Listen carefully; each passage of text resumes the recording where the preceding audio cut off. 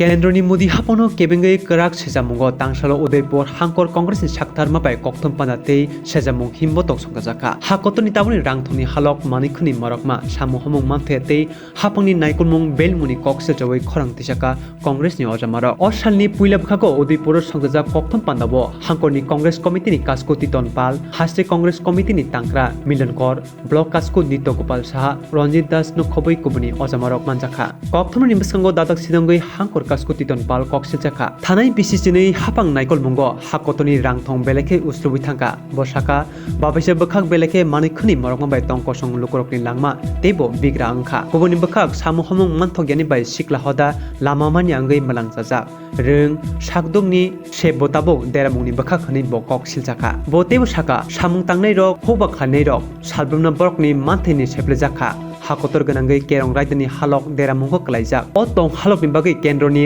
रायतननो ब माजरा बेरखा कांग्रेसनि अजामराव तंकसं लोकरकनि मानथाय मुथांमुंगो कतर सबाव अंखरनानि कबखा प्रथम पान्दनि यागुल कायसा सेजामुं हिम्बतबो खलाइजाखा अ हिम्बत उदयपुर दलिनि जुदा जुदा लामातै बेराय जाखा अ हिम्बत उदयपुर आवलिनि जुदा जुदा लामातैके हिमलाइखा यागो बदलनि बानाते जुदा जुदा सानमुंनि प्लेकार्ड ते कांग्रेस बदलनि मुंग केन्द्र हापंनो केबेंगै खरां तिसाका और सामुं बतानि बिसिंते केन्द्रनि लोको केबेंजा रायतनो केबेंगै खरां तिसानानि ते तंकसं लोकरकनि सानमुंनो रमि तिसानानि न कत नाहार मुंनै कांग्रेसनि अजामरक साका मोदी सरकारेर शासने যে মিথ্যা প্রতিশ্রুতির উপর ভর করে সরকার 2014 সালের লোকসভা নির্বাচনে ক্ষমতা দখল করেছে। এই সরকারের 12 বছর শাসন আমরা দেখলাম যে প্রতিশ্রুতি সেখানে পূরণ করা হয়নি।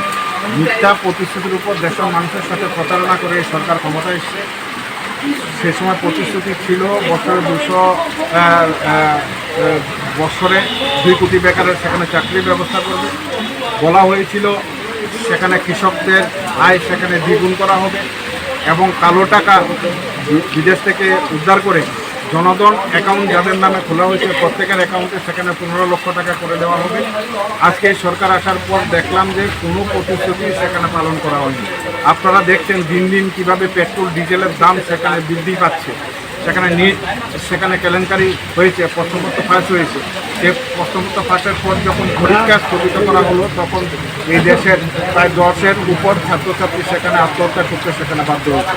তার প্রতিবাদে সর্বভারতীয় কংগ্রেস কমিটির নির্দেশে ত্রিপুরা প্রদেশ কংগ্রেসের উদ্যোগে এই ত্রিপুরা রাজ্যে প্রত্যেকটা জেলায় সেখানে আমাদের এই 12 বছরের মোদী সরকারের ব্যর্থতার বিরুদ্ধে সেখানে আমাদের লড়াই চলছে, আন্দোলন চলছে। উদয়পুর জেলা কংগ্রেসের উদ্যোগে আমরা উদয়পুর শহরে আমরা মিছিল করেছি এবং মিছিল থেকে আওয়াজ তুলেছি যে এই সরকারের ব্যর্থতার বিরুদ্ধে দেশের মানুষ যাতে সেখানে গর্জে ডাকডোল পিটিয়ে সেখানে প্রচার করছে কি মহিলাদের সেখানে সশক্তিকরণ তারা করছেন। মহিলা সশক্তিকরণের ক্ষেত্রে 2023 সালে সেখানে মহিলা বিল সেখানে আপনারা জানেন সংসদে পাশ হয়েছিল।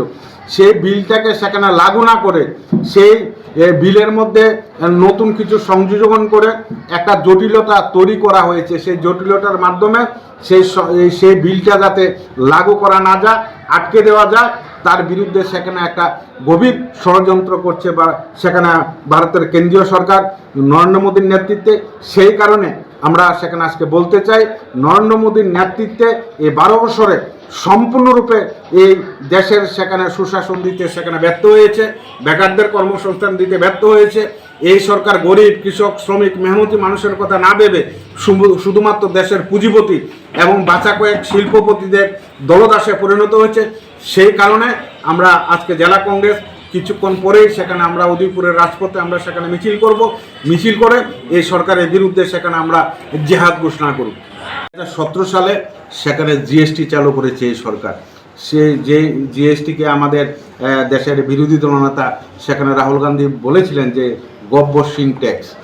এই জিএসটি চালু করার পর দেশের যারা ক্ষুদ্র শিল্প রয়েছে, ক্ষুদ্র ব্যবসায়িক যারা রয়েছেন তাদের উপর একটা প্রচুর পরিমাণে কর চাপানোর কারণে তারা কি ব্যবসায়িকভাবে সেখানে ক্ষতিগ্রস্ত হয়েছেন ও ছোটো ছোটো কলকারখানা অনেক ক্ষেত্রে সেখানে বন্ধ করে দিতে হয়েছে। কিন্তু এই জিএসটি চালু করার পর সরকার যেভাবে সেখানে কর আদায় করছেন মানুষের কাছ থেকে, সে কর আদায়ের বিনিময়ে গরিব মানুষকে তার সুযোগ না দিয়ে আমরা কি দেখছি, দেশের যারা বড় বড় শিল্পপতি, আদানি বলুন, আম্বানি বলুন, তাদেরকে সেখানে ব্যাংক থেকে ঋণ দিয়ে ঋণ খিলাপি করার বদলে তাদের বিরুদ্ধে মামলা না নিয়ে বিভিন্ন সময় তাদের লক্ষ কোটি টাকা সেখানে ঋণ সেখানে মকুব করা হয়েছে। সেই কারণে আমরা কংগ্রেসের তরফ থেকে আমরা দেশের মানুষের কাছে সেখানে বলতে চাই, এই যে সরকার, মোদী সরকার, এই মোদী সরকার গরিব মানুষের সরকার নয়, এই মোদী সরকার বেকারদের সরকার নয়, এই মোদী সরকার কৃষক শ্রমজীবী অংশের মানুষের সরকার নয়। এই সরকার দেশের বড় বড় যারা শিল্পপতি রয়েছেন সেই শিল্পপতিদের সেখানে দলদাসে সেখানে পরিণত হয়েছে। আপনারা জানেন, এই দেশে যখন ইউপিএ সরকার ছিল সেখানে কংগ্রেসের নেতৃত্বে তার চেয়ারপারসন ছিলেন সেখানে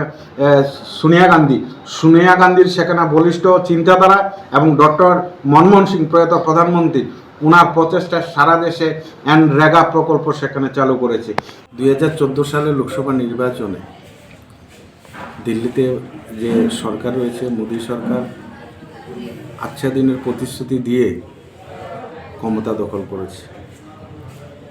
এই প্রতিশ্রুতি ছিল যে বছরে 2 কোটি বেকারের চাকরির ব্যবস্থা করবে,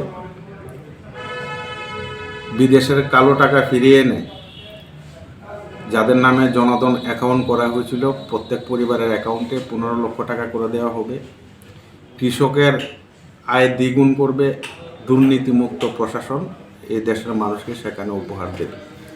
আমরা এই সরকার আসার পর দেখলাম এই মোদী সরকার যে সমস্ত প্রতিশ্রুতির উপর ভর করে 2014 সালে লোকসভা নির্বাচনে দেশের ক্ষমতা দখল করেছে, সেই প্রতিশ্রুতি পালনে সম্পূর্ণরূপে সেখানে ব্যর্থ হয়েছে। সর্বক্ষেত্রে আমরা দেখলাম এই ভারতীয় জনতা পার্টি সরকার এবং মোদী সরকার সম্পূর্ণরূপে ব্যর্থ।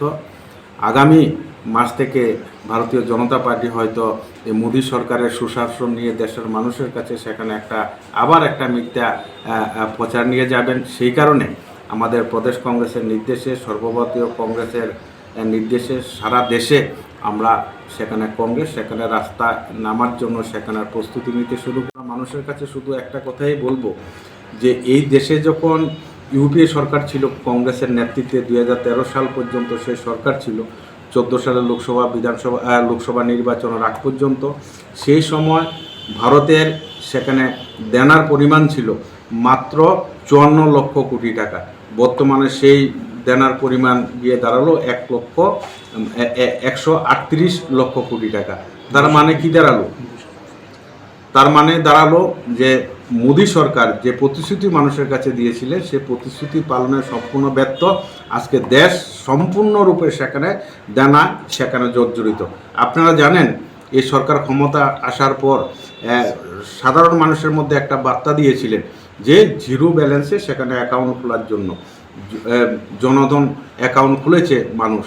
আমরা যখন দেখলাম যে মোদী সরকার নোটবন্দি যখন ঘোষণা দিলেন, সে নোটবন্দি ঘোষণার পর কি আমরা দেখলাম যে জনধন অ্যাকাউন্টের মধ্যে প্রচুর পরিমাণে সেখানে টাকা জমা পড়েছে বিভিন্ন অ্যাকাউন্টে।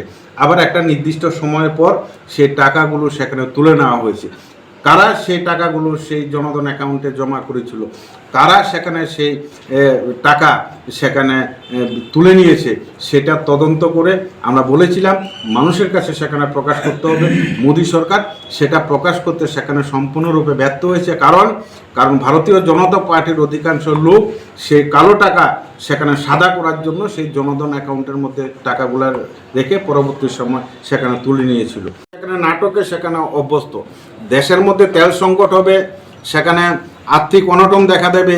আমাদের দেশের বিরোধী দলনেতা বারবার দেশের সরকারকে সেখানে অবগত করেছেন, দেশের মানুষকে সেখানে অবগত করেছেন।